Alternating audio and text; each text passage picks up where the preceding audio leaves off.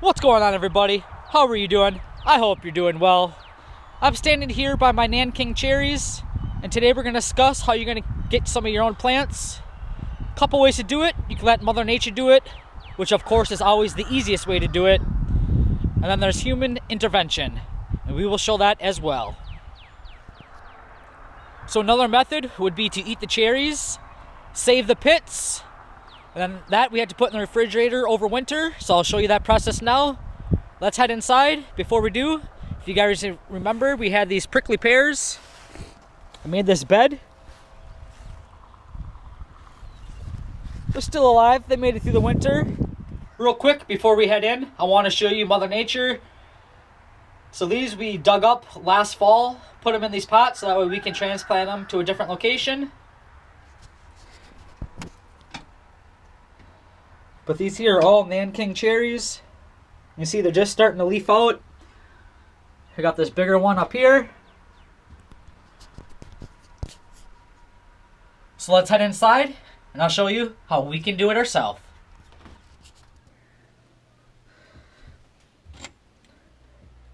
Alright, so we made it inside. Process is super simple.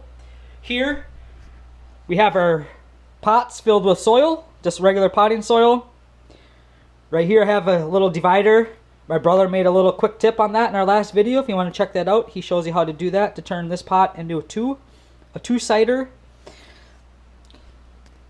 The other thing we have is our cherry seeds that I just took out of the refrigerator. Overnight I did fill this with water, so these have been soaking in water, but otherwise there's sand in there. Gonna need a file.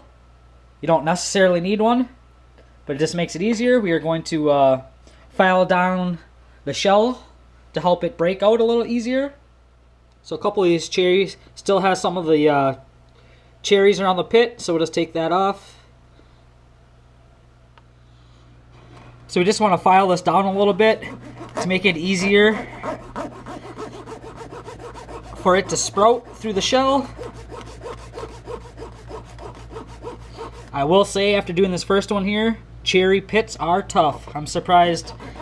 You would think with this big coarse file like this, it would take nothing to go through, but surprisingly, pretty strong. So our potting soil has been sitting in some water for a while because it was super dry. So it was hydrophobic, meaning it was repelling water.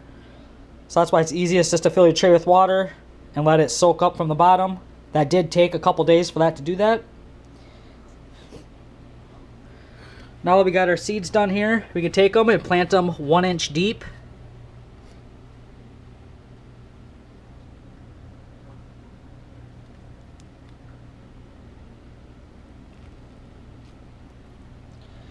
This one here is a twofer. We're going to put one on this side and one on this side.